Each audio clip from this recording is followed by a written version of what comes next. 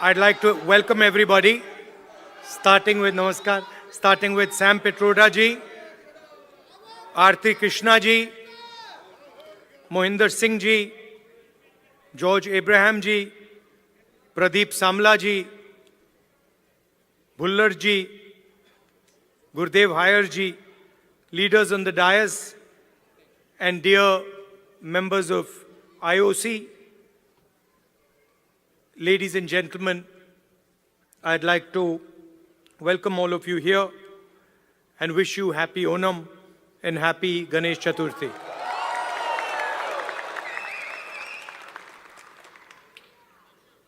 I was listening to Mohinder ji's speech, and he was describing in detail what the job of the leader of the opposition is. He said, opposing the government in parliament. He said, not letting them run a dictatorship. And he gave a list of 3 or 4 things that define what a leader of opposition is supposed to do. This is true. One can say that those are all elements of the job. But while he was speaking, I was thinking to myself, actually, that is not really my role. Those are maybe my responsibilities. But my role is broader and bigger than that, and in many ways simpler than that. And while he was speaking, I thought to myself, if I'm going to speak to people of Dallas, I need to be clear about what my role is. And so I'd like to tell you that I believe my role is injecting the values of love, respect, and humility in Indian politics. I think what is missing in our political system and across parties, love, respect, and humility. Love to all human beings, not necessarily only of one religion,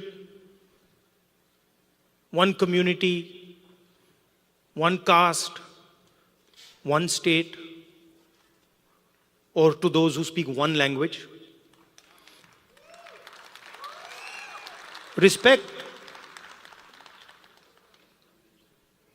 to everybody who is trying to build an India, not just the most powerful, but the weakest. And humility, not in others, but in oneself. So I think that is how I see my role. And if you were to ask me 5 years from now, do you consider yourself successful? I would look at these 3 things. I would say, have I helped bring the idea of love into the forefront of Indian politics? Have I helped make politicians and others, and myself in particular, more humble? Have I increased the respect that people have, that Indian people have with each other? Those would be the values that I would be thinking about. Of course, what Mohinder ji said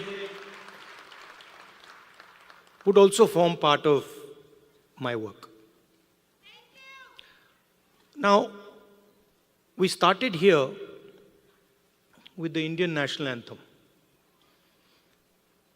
And while the national anthem was playing, I was thinking to myself that this song mentions all our states. And it mentions them all equally. It does not start by saying, this state is the best, and this state is the second best, and this state is the third best. The song basically describes India as a union of states. Very much like the United States. So often people say, oh, we share the fact that we are the two biggest democracies. But we share another very important fact, that we are both union of states. The United States, whose national anthem we also played, and in our constitution, it's clearly stated, India, that is Bharat, is a union of states. Which means, just like in the United States, no state is superior to any other state. No religion is superior to any other religion. No language is superior to any other language. My brother who's wearing a turban there deserves the same respect as somebody who doesn't wear a turban. We cannot say, look, we don't like him because he wears a turban, and we like him because he doesn't wear a turban. Or, he speaks Tamil, so we don't like him. And he speaks Hindi, so we like him. Or, he speaks Malayalam, so we don't like him. Right? And so Telugu. Right? Because when we say Telugu, we are not just saying language. Embedded inside Telugu is history, is tradition, is music, is dance, is food, is everything. So if you say to the people of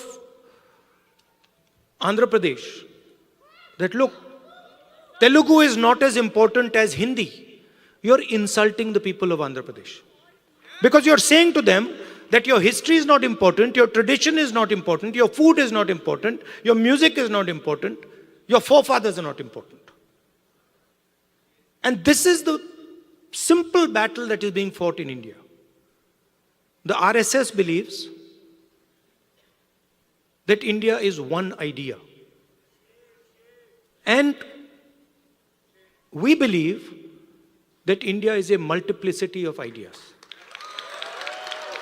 And we believe, by the way, very much like the United States, we believe that everybody should be allowed to participate. We believe that everybody should be allowed to dream. Everybody should be given space, regardless of their caste, language, religion, tradition, history. This is the fight. And the fight was crystallized in the election, when millions of people in India clearly understood that the Prime Minister of India is attacking the Constitution of India. Because what I am saying to you, union of states, respect to languages, respect to religions, respect to traditions, respect to castes, this is all in the Constitution. Every single word that I have said to you is in the Constitution. The foundation of modern India is the Constitution. And what people understood in the election clearly, and I saw it happening, when I used to raise the Constitution like this, people understood what I was saying.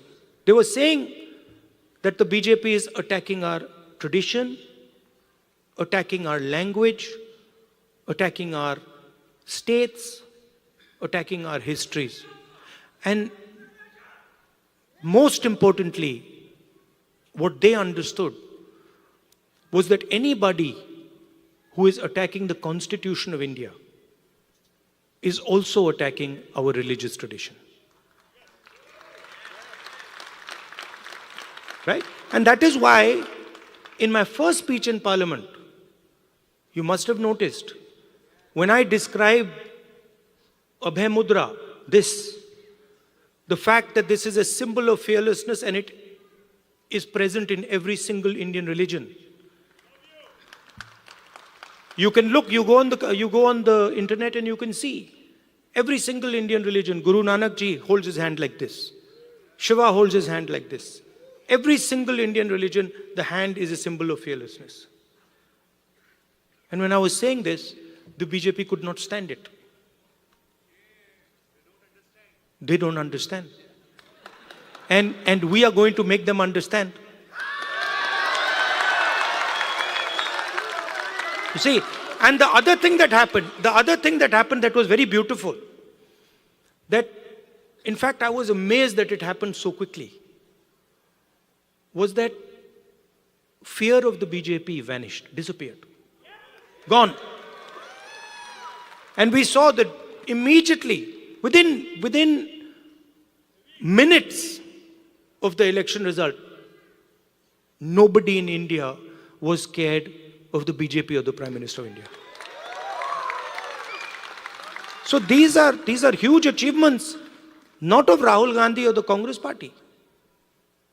We are peripheral. These are huge achievements of the people of India who realized, of democracy, of the people of India who realized that we are not going to accept an attack on our constitution. We are not going to accept an attack on our religion. We are not going to accept an attack on our states. Now finally, I'm speaking to people in Dallas. And who are you? You are people who have come from India. And the values that I have been describing, values of the Constitution, values of respect, values of humility, you carry them inside your heart. You have them in your blood. So when you came to this country, you did not come with arrogance. You came with humility. You did not come with hatred. You came with love and affection. And you did not come with disrespect, saying that, we are come to America and who are these people? We'll show them. No, you came with respect. So inside your heart is respect, is love, humility. And you are our ambassadors in one way. You're the bridge between these two unions. United States of America and Union of States, which is written in our Constitution. And so you have a very important role. Because the relationship between these two unions is going to determine the future of both these unions. The United States needs India, and India needs the United States. It's a fact. We cannot get away from it. So you have a very important role of being the bridge between your old home and your new home. Right? And in my view, you should travel freely between these two homes, and you should bring the idea of India to the United States and the ideas of the United States to India. Sam said that I had promised that I will go to Dallas. And it's true. But I would like to say that our trip was supposed to be longer, and we were supposed to go to New York, Washington, California, and Texas, and Chicago. And then we had to shorten the trip. And so I told Sam, look, I have promised the people of Dallas, so we have to go to Dallas. And so we included Dallas in our itinerary. And I think it was a very good idea. 100%. We'll come to Chicago. Love you. And we included Dallas. And I think it was a very good idea because Dallas is thriving. Texas is thriving. A lot of technology is moving here. And I can see that all of you are doing a tremendous job in raising the flag, raising the Indian flag here. So I'd like to thank you. And I'd like to also tell you that it's important that the ideas you carry of humility, of affection, of respect, you spread them in our community here and also among the people of India. Thank you very much. Namaskar.